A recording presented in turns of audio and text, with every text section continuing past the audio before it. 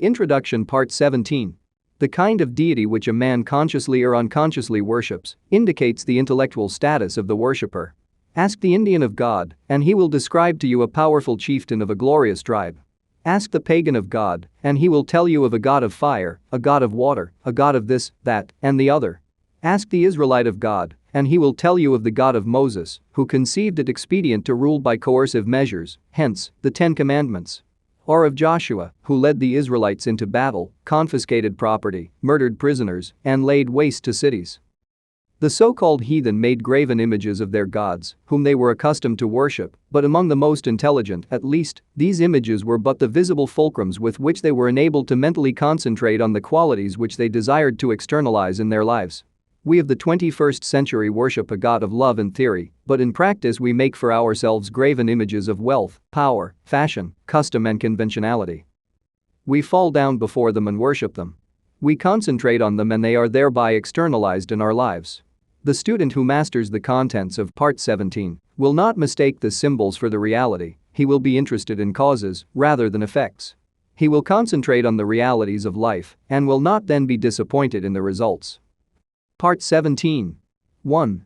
We are told that man has dominion over all things. This dominion is established through mind. Thought is the activity which controls every principle beneath it. The highest principle, by reason of its superior essence and qualities, necessarily determines the circumstances, aspects and relation of everything with which it comes in contact. 2. The vibrations of mental forces are the finest and consequently the most powerful in existence. To those who perceive the nature and transcendency of mental force, all physical power sinks into insignificance. 3. We are accustomed to look upon the universe with a lens of 5 senses, and from these experiences our anthropomorphic conceptions originate, but true conceptions are only secured by spiritual insight. This insight requires a quickening of the vibrations of the mind and is only secured when the mind is continuously concentrated in a given direction. 4. Continuous concentration means an even, unbroken flow of thought and is the result of a patient, persistent, persevering and well-regulated system. 5. Great discoveries are the result of long-continued investigation. The science of mathematics requires years of concentrated effort to master, and the greatest science, that of the mind, is revealed only through concentrated effort. 6. Concentration is much misunderstood. There seems to be an idea of effort or activity associated with it, when just the contrary is necessary. The greatness of an actor lies in the fact that he forgets himself in the portrayal of his character, becoming so identified with it that the audience is swayed by the realism of the performance. This will give you a good idea of true concentration. You should be so interested in your thought, so engrossed in your subject, as to be conscious of nothing else. Such concentration leads to intuitive perception and immediate insight into the nature of the object concentrated upon. 7. All knowledge is the result of concentration of this kind. It is thus that the secrets of heaven and earth have been wrested. It is thus that the mind becomes a magnet, and the desire to know draws the knowledge, irresistibly attracts it, makes it your own. 8. Desire is largely subconscious. Conscious desire rarely realizes its object when the latter is out of immediate reach.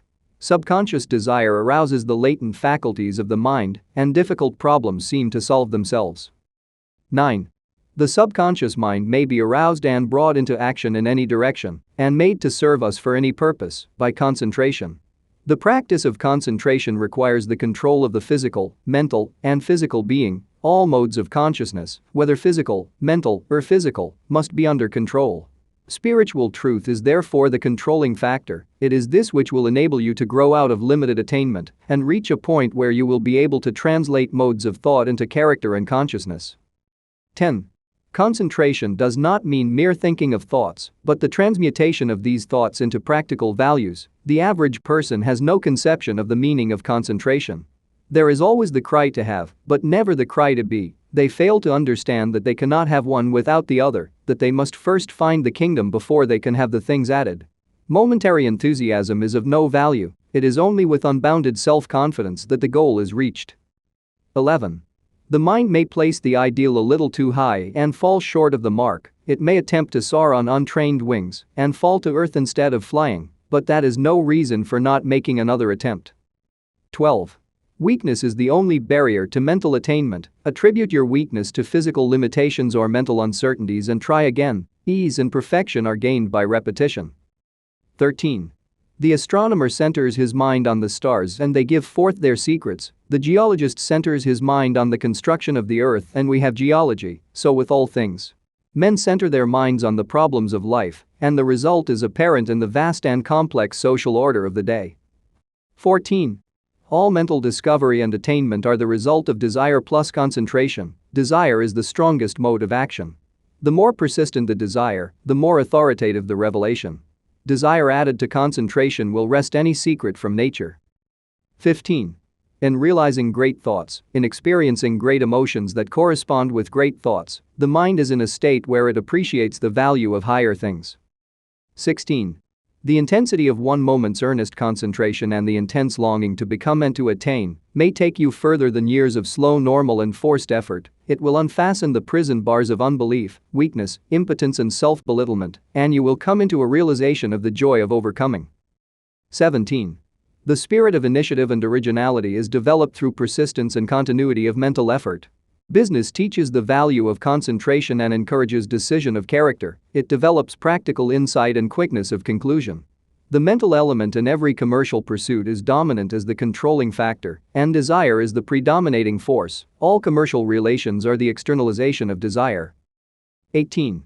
Many of the sturdy and substantial virtues are developed in commercial employment. The mind is steadied and directed, it becomes efficient.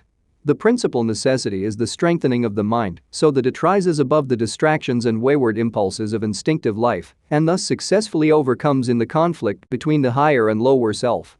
19.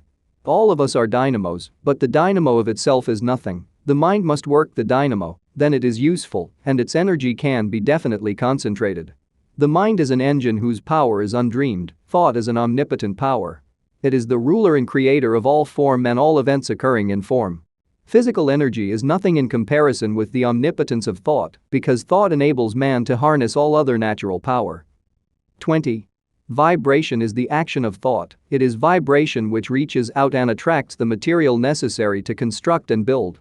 There is nothing mysterious concerning the power of thought. Concentration simply implies that consciousness can be focused to the point where it becomes identified with the object of its attention. As the body absorbs food, so the mind absorbs the object of its attention, gives it life and being. 21.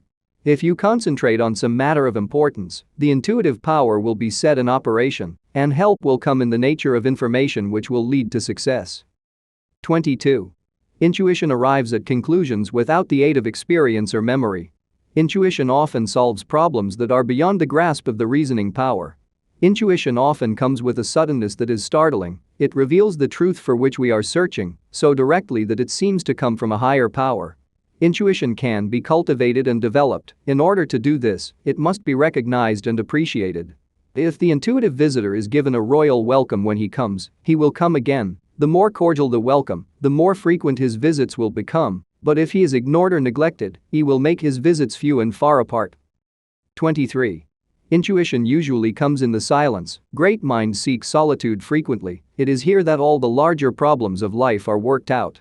For this reason, every businessman who can afford it has a private office where he will not be disturbed. If you cannot afford a private office, you can at least find a place where you can be alone a few minutes each day to train the thought along lines which will enable you to develop that invincible power which is necessary to achieve. 24. Remember that the subconscious is fundamentally omnipotent. There is no limit to the things that can be done when it is given the power to act. Your degree of success is determined by the nature of your desire. If the nature of your desire is in harmony with natural law or the universal mind, it will gradually emancipate the mind and give you invincible courage. 25. Every obstacle conquered and every victory gained will give you more faith in your power, and you will have greater ability to win. Your strength is determined by your mental attitude. If this attitude is one of success and is permanently held with an unswerving purpose, you will attract to you from the invisible domain the things you silently demand. By keeping the thought in mind, it will gradually take tangible form. A definite purpose sets causes in motion which go out in the invisible world and find the material necessary to serve your purpose. 26. You may be pursuing the symbols of power instead of power itself. You may be pursuing fame instead of honor, riches instead of wealth, position instead of servitude. In either event, you will find that they turn to ashes just as you overtake them.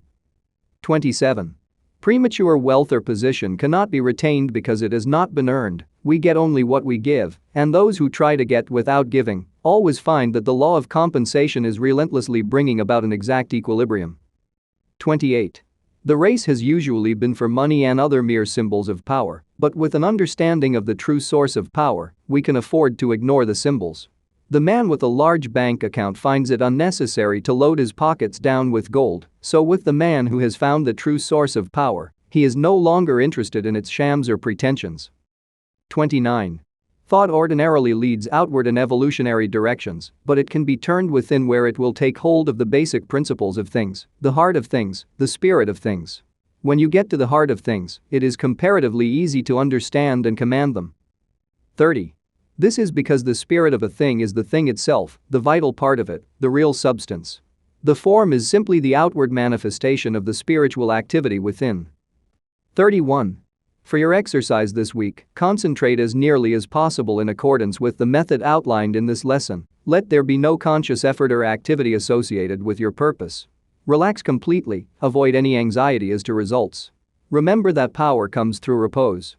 Let the thought dwell upon your object until it is completely identified with it, until you are conscious of nothing else. 32. If you wish to eliminate fear, concentrate on courage. 33. If you wish to eliminate lack, concentrate on abundance. 34. If you wish to eliminate disease, concentrate on health. 35. Always concentrate on the ideal as an already existing fact. This is the germ cell, the life principle which goes forth and sets in motion those causes which guide, direct and bring about the necessary relation, which eventually manifest in form. Thought is the property of those only who can entertain it. Emerson.